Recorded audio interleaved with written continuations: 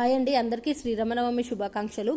శ్రీరామనవమి రోజు ఈ పూలతో పూజిస్తే రామకోటి రాసినంత ఫలితం అయితే లభిస్తుందండి, అంత పుణ్యం అయితే లభిస్తుందన్నమాట. శ్రీరామనవమి పూజా విధానం గురించి అయితే ఇప్పుడు మీతో షేర్ చేస్తున్నాను. శ్రీరామనవమి శ్రీరాముడి జన్మదినం మాత్రమే కాక సీతారాముల కళ్యాణం జరిగిన రోజు, అలాగే ఆ రామయ్య రాజుగా పట్టాభిషేకం అయిన రోజు. వాల్మీకి రామాయణం ప్రకారం శ్రీరాముడు కర్కాటక రాశిలో మధ్యాహ్నం 12 గంటలకు జన్మించారు. శ్రీరామనవమి రోజు ఉదయం స్నానం చేసిన తర్వాత ఒక రాగి చెంబులో నిండా నీళ్లు పోసి సూర్య భగవానుడికి ఆర్జ్యం సమర్పించాలి. సూర్య దర్శనం తర్వాత పూజా మందిరాన్ని అలంకరించి కలశాన్ని ప్రతిష్ఠించాలి. సీతారాముల ఫోటోకి గంధము కుంకుమ బొట్లతో అలంకరించి చామంతి ఎర్ర గులాబీలతో అయితే అలంకరించాలి.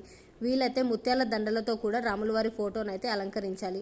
11 తమలపాకులు తీసుకొని గంధంతో శ్రీరామ అని రాసి రాములవారి ఫోటో ముందైతే ఉంచాలి.